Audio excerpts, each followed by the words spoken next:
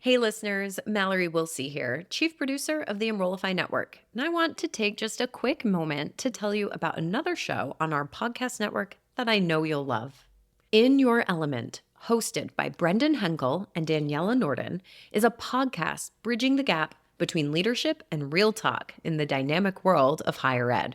Every episode is a deep dive into the practical side of working in higher ed, featuring real-world tips, best practices, and use cases from Element 451 users. Join our hosts as they bring on savvy IT leaders, visionary college presidents, and leading voices in the field to share their experiences and insights. From the challenges to the triumphs of higher ed, In Your Element is your source for candid discussions, innovative strategies, and the impactful use of technology, especially AI, in personalizing the student journey. You can subscribe to the show by visiting podcast.enrollify.org or by searching for In Your Element wherever you get your podcasts. Did you know, Jamie, there's actually a name for this phenomenon where athletic success leads to increased, at least attention or application to a particular institution? What I'm guessing that'll be the name of this episode. What's the label slapped on that? Ooh, it could be the name of this episode. That'd be really good. They call it, or at least some do. I'm not sure the popular adoption of At this least term. you do. Yes. In researching this, I now will refer to it henceforth as the Flutie Effect. Yes. There was the Flutie Effect. So Doug Flutie threw a Hail Mary in a very famous game in 1984, and that led to a lot of attention and then, of course, increased applications to Boston College.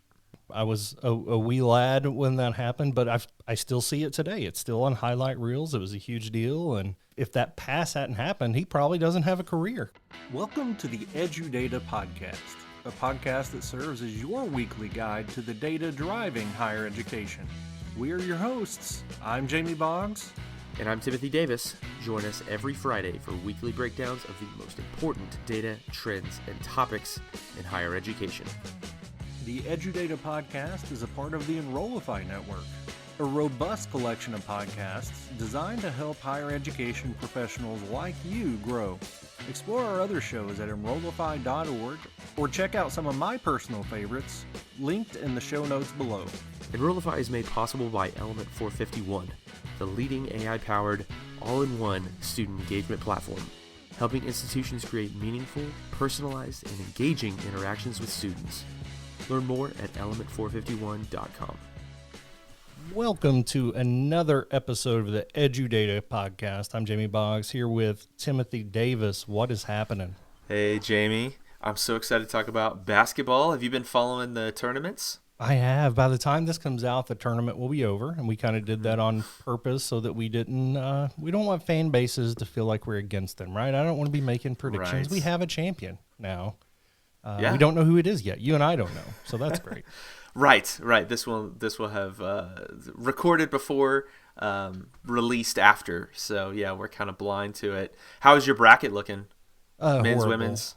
Yeah, Yeah, same. Both are awful. I feel like women's generally the seeds hold better, and man, it's been so much fun to watch the LSU Iowa game. South Carolina is a ton of fun to watch, and of course UConn's been a powerhouse for decades. So that Final Four I'm excited for. And then UConn looks pretty dominant. So can anybody play with them in the men's tournament? I don't know. Alabama, NC State, and Purdue are the other three in that Final Four. So we're excited your to see bracket? how that. Oh, trash! Absolutely Yeah. terrible. Yeah. Who'd have thought my predictive power could not reach that far into the future? So Next year we need to use some machine learning to help us win some absolutely, money. I think 100%. For legal reasons, if in case we do this in the future, everything that we just said was a joke. Complete joke. Completely unserious joke that we are hypothetically speaking of. And Okay, not doing. great. Definitely not getting doing. super rich. I do watch, and being in higher ed, it's always been the back of my mind, like, this team's doing really well. I wonder if more people want to go there now. Just kind of in the back of my head.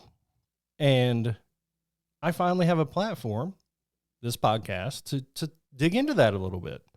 So you and I have done a little bit of research and found some stats of application rates and applications submitted, and then does Does it change based on performance at a school? The study I looked at is in Forbes, and it starts with the Sweet 16. So you have to make it through the first weekend, according to Forbes, to where they'll even talk about you. So Kentucky, where I'm from and who I cheer for, hasn't been there in several years. So this study does not apply to them. But starting in the Sweet 16, there is a subtle uptick in applications to the schools that make it to the Sweet 16, usually somewhere between 4 and 6%. The Elite Eight goes up slightly, somewhere between 5 and 8%.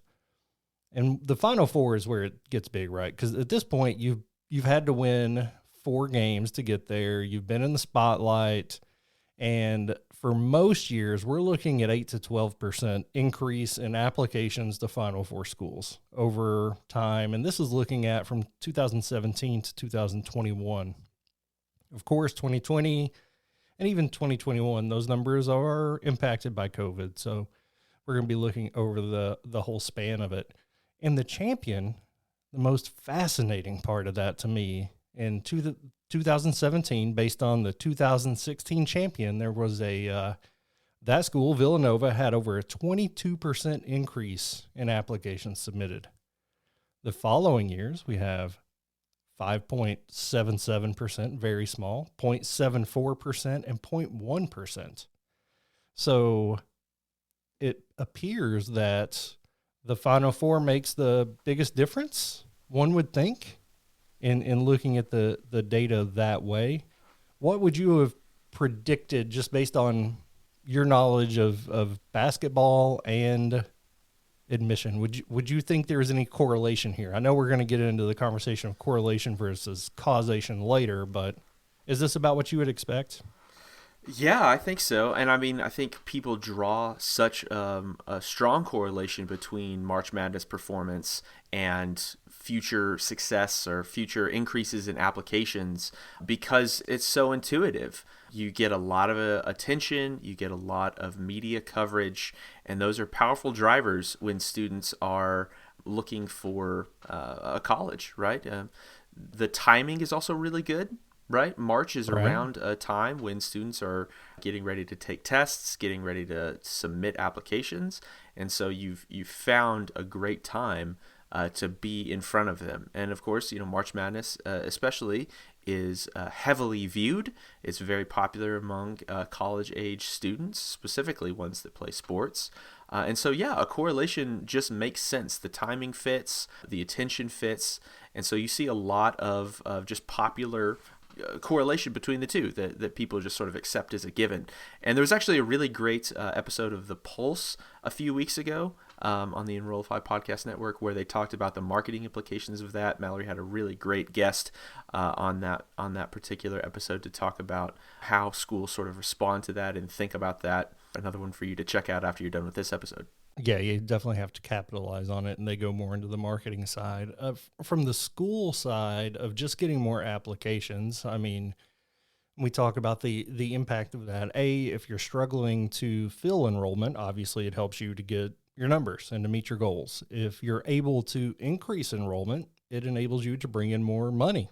It's a revenue issue. If you already are a very selective school, it allows you to be even more selective. And if you're more selective and you can show that, you're looked at as more prestigious, and it kind of yields, it's like a cyclical thing, right? The more selective you are, the more applications you get, the more selective you can be. So Sure. it cycles through itself. Right. It can be a powerful driver for an institution's brand, for their enrollment performance, for their enrollment goals, right? It allows them to potentially take the method of trying to shape a class based on their admission decisions. So yeah, again, really powerful compounding effects that can happen with sports performance. Did you know, Jamie, there's actually a name for this phenomenon where athletic success leads to increased at least attention or application to a particular institution? What I'm guessing that'll be the name of this episode. What's the label slapped on that? Ooh, it could be the name of this episode. That'd be really good. They call it or at least some do. I'm not sure of the popular adoption of At this least term. you do. Yes. In researching this, I now will refer to it henceforth as the Flutie Effect. Yes. There was the Flutie Effect. So Doug Flutie threw a Hail Mary in a very famous game in 1984, and that led to a lot of attention and then, of course, increased applications to Boston College. I was a wee lad when that happened, but I still see it today. It's still on highlight reels. It was a huge deal, and if that pass hadn't happened, he probably doesn't have a career because he was a little dude. Little Doug Flutie. The Flutie Effect. He also, if the pass didn't happen, then we also wouldn't have the name for the effect. We'd call it something else, maybe. Yeah, we'd have to name it after some the Rudy Effect. I don't know what. There you go. Notre Dame Yeah, did the during that Rudy time, Effect. or when the movie came out. I mean, even that. Right. But I think I can explain some of the anomalies that we see here. So I mentioned Villanova won in 2016, and they had a huge increase the year after that. It was Villanova's first championship. So I think that makes all the sense in the world. Of course, people have heard of their program. I wouldn't know about Villanova if it wasn't for sports, probably. But they saw a huge increase. And looking forward for them, they also won in 2018 and did not have a really big increase then. And I think that's because like their initial one kind of, I don't know, it's perpetuated itself. So that initial year after winning the title, applications increased 22.3%. Since that time, overall, it's increased 37%. So they continue to get more and more applications, in my opinion, in part based on that national title in 2016. 2018, it didn't appear to move the marker because people were already excited about it. So I think that kind of explains their route to where they are. As far as being selective, they had a 43% acceptance rate the cycle before winning the title, and then that has jumped today to 23%. So they accept almost half the percentage of applicants that they get to their school. The anomaly in the Final Four data was coming out of the 2018 Final Four, and it's an interesting one because, again, with anomalies and looking at the specific details of this, I think if you're going to look at data, you have to be aware of what you're seeing. And that particular year, the Final Four was Villanova, who had just won a title, North Carolina, the second winningest program of all time behind Kentucky, and then Michigan, who has had a long-standing basketball tradition already, and then Loyola of Chicago. I don't know how much you remember that. Sister Jean was everywhere on the news. Loyola Chicago saw 0 increase in applications that year. Huh. Hey, it's Mallory. Exciting news. I'm hosting the Engage Summit in Raleigh on June 25th and 26th, and I'd love to meet you there. Together, we'll dive into the mind of the modern student, what fires them up, how they interact, and what they expect in today's digital age, and how tools like AI help put them in the driver's seat of their education. We have some terrific speakers, including our closing keynote, New York Times best-selling author Jeff Salingo. Sessions will dig into practical ideas and innovative strategies to get your team more student-centered and ready to adopt AI. And many of your favorite Enrollify hosts are presenting too, like Jamie Hunt, Jenny Lee Fowler, and Brian Gross. Use the discount code Enrollify50 for an extra $50 off your registration. Learn more and register at engage.element451.com. We can't wait to see you there. And that made me think, well, what about University of Maryland, Baltimore County, UMBC, when they upset a 1 seed for the first time ever, when they beat Virginia in 2015 or 16? Also no increase in numbers. So there are certainly exceptions to this rule. Loyola Chicago, private Catholic university, maybe it just, I don't know. I did not see an increase in applications according to the data that I found, and the same for UMBC, and that's both of those are really small schools, so maybe it just didn't turn out mass applications like it would a bigger school. So some anomalies that I can't explain, but that Final Four in particular had a lot of people who have done a lot of winning, and then Loyola of Chicago. So that's why that number is up there. This year, like I said, NC State, Purdue, UConn, and Alabama. UConn's won way more titles than most schools in the last 20 years. If Alabama were to win, I mean, Alabama, their football program is already everywhere, so I don't know if that would move the needle. NC State from Raleigh, where Element 451 is founded, or our headquarters, I think that might be the one that if they win would see the big jump. Possibly. But Yeah, I mean, all these numbers are correlation. right. But is this actually why the numbers are different? Right. So let's talk a little bit about correlation, because we've established that there's a popular notion of a correlation, right? That people have Flutie effect. the Flutie effect, that people assume that these two things are correlated. But let's talk a little bit about what a correlation is. And a correlation is actually, in the statistical community, in the scientific community, considered one of the lowest forms of truth, because there can be so many other factors that that influence complex systems, right? University admissions is a hugely complex system where the buyers in the system, students, have varying degrees of understanding about the process, varying degrees of awareness about their options. And then, of course, universities all have their own different processes for accepting applications, producing admitted decisions. They have different offerings, institution to institution, and as I say that, I'm wondering if what was the university in 2018, 2019? Yeah, Loyola Chicago.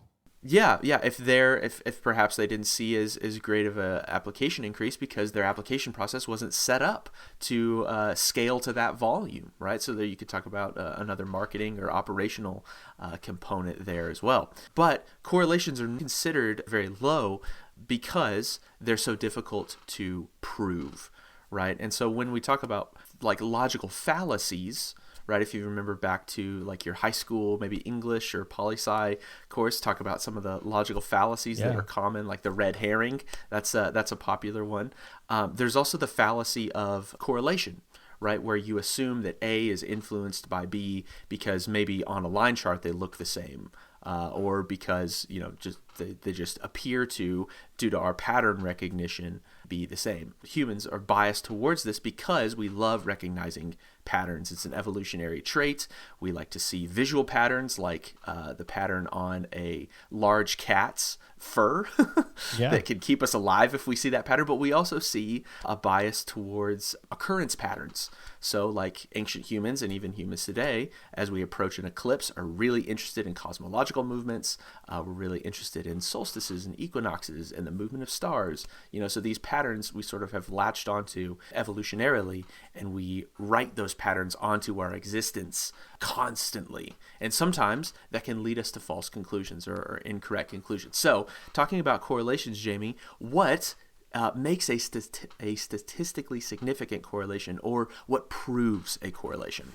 Yeah, so correlations are wild to think about, because you can put a line. Let's say I bought a truck in 2020. Since then, vaccines have increased in popularity for COVID-19. So because I bought a truck that's not the correlation that caused vaccines to be more, or work from home. I get to work from home you get to work from home because I bought a truck. Like, that's not the correlation we're looking for. Thank you for that. What you're looking for is enough data that shows that without A happening, B would not have happened.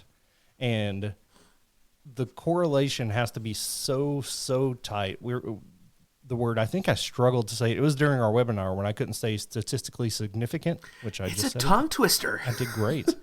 You nailed it. That's what you're looking for, right? And the variability being P is less than 0.05, right? If that's the case, then it is significant enough to say, yeah, these are probably related. But that's really as far as you can get, right? Right, yeah. Even if you have a really strong p-value, your best takeaway is these are probably related. Yeah, right. You can't say these are definitely related. These are probably related. And we make big decisions with big money based on those probablys. We really do. We really do. And when you talk about data-driven decision making, like sometimes the best data for your decision is the data you got. And so it's better to start with something, even if the best you could say is probably. Absolutely. Sure.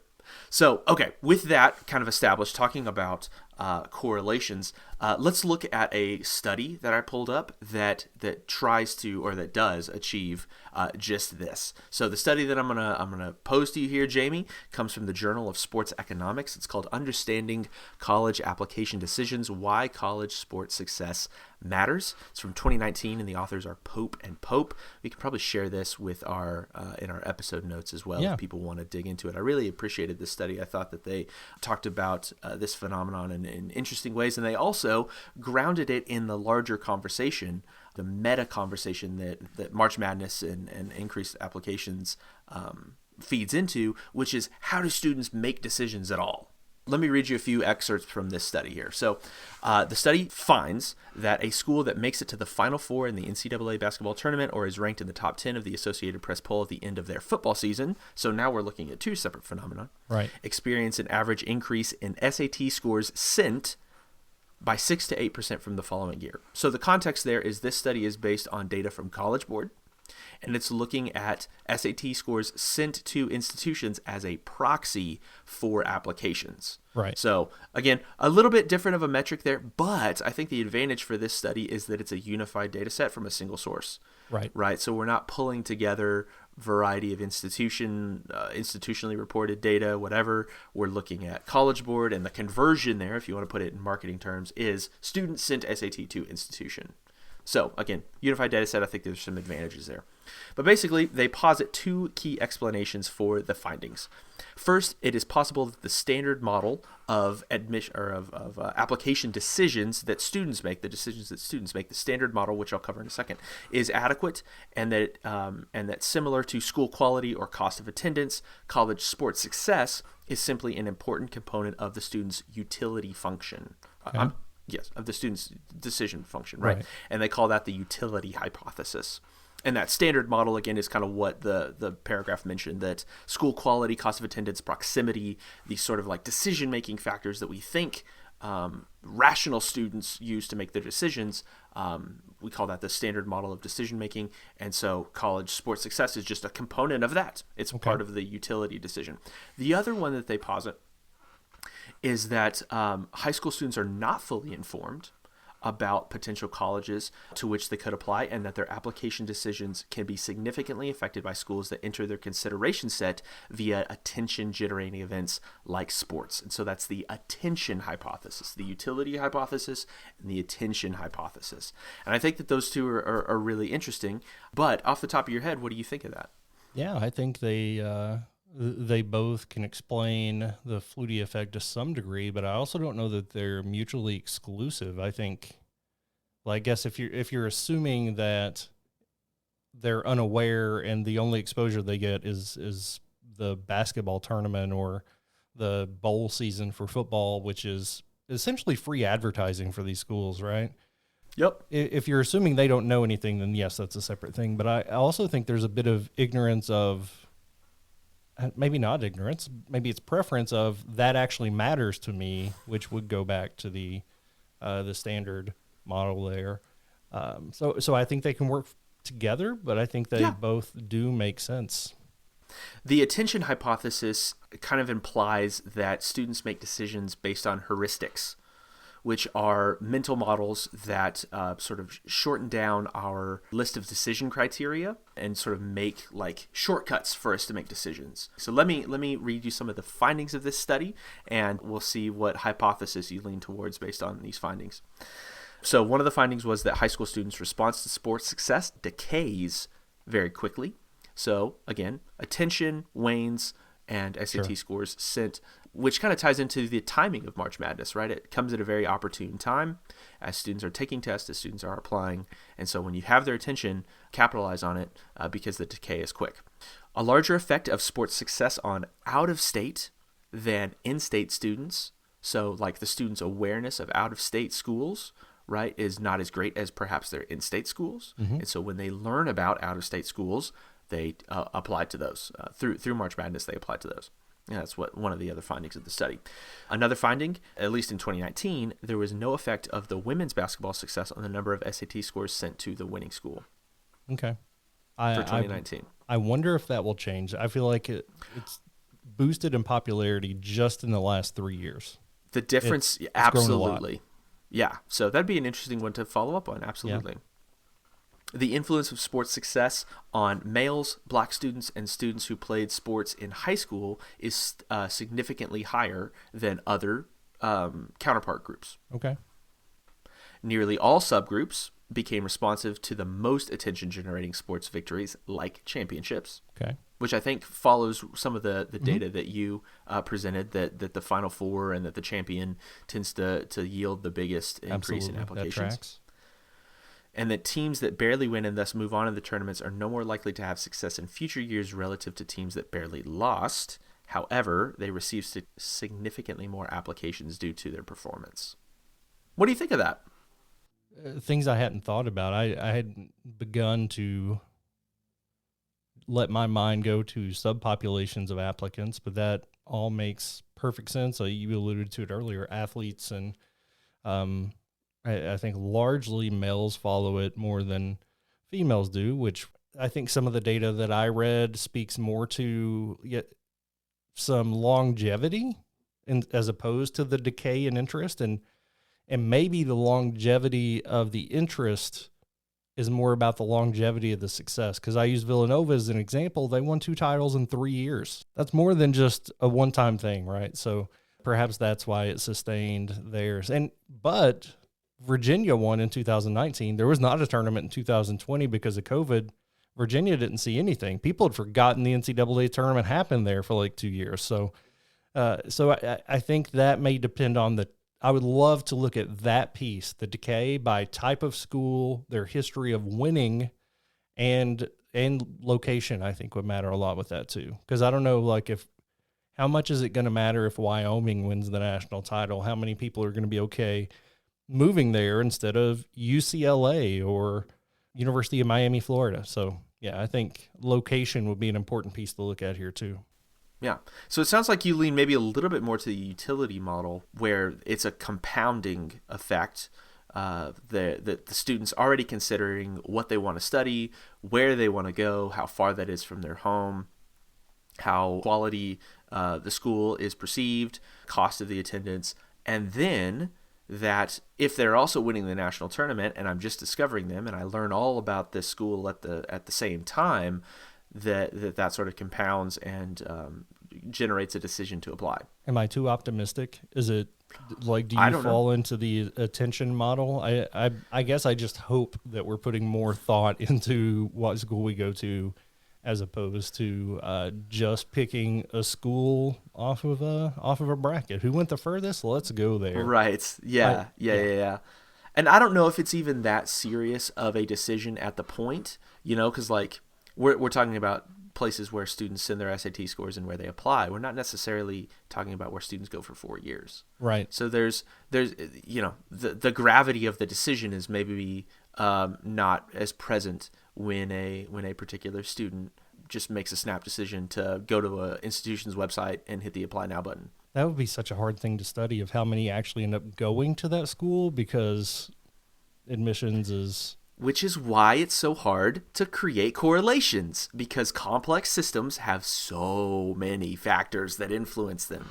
So, yeah, the takeaway of the argument of the study is that while a utility story can be generated that rationalizes each of the findings, that the authors of the study argue that they are suggestive of attention, that the findings are suggestive of attention playing an important role in college admissions, and that more work on distinguishing between those two mechanisms, the utility function of decision making and the attention function of decision making, is needed. So they end up in the same spot that we are in, where we would love to see those disentangled a little bit more, but we need the right data, I guess, to do so. And I think the takeaways here for institutions are, yes, you want to be more selective. Whether or not you accept these students from March Madness applications, that's almost irrelevant in the fact that you have the ability whether or not to accept them. So if you're a higher ed institution, capitalize on that marketing. Go listen to that episode of The Pulse. Make the most out of that run you have deep in the tournament or in a bowl game, whatever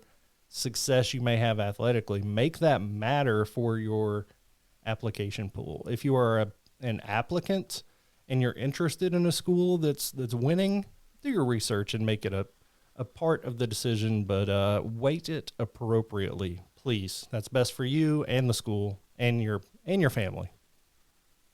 I think that's a great place to leave it. All right. For Jamie Boggs, my name is Timothy Davis. Thank you for tuning in with us today. We'll see you in the next episode. Go Cats. The EduData podcast is part of the Enrollify Podcast Network. If you like this podcast, chances are you'll like the other Enrollify shows too. Our podcast network is growing by the month. We've got a plethora of marketing, enrollment, and higher ed technology shows that are jam-packed with stories, ideas, and frameworks, all designed to empower you to be a better higher ed professional. Our shows help higher ed marketers and admissions professionals find their next big idea and feature a selection of the industry's best as your hosts. Learn from Jamie Hunt, Artis Cadu, Dustin Ramsdale, Jeremy Tiers, and so many of your other favorite leaders in higher ed. Enrollify is made possible by Element 451, the leading AI-powered all-in-one student engagement platform helping institutions create meaningful, personalized, and engaging interactions with students. Learn more at element451.com.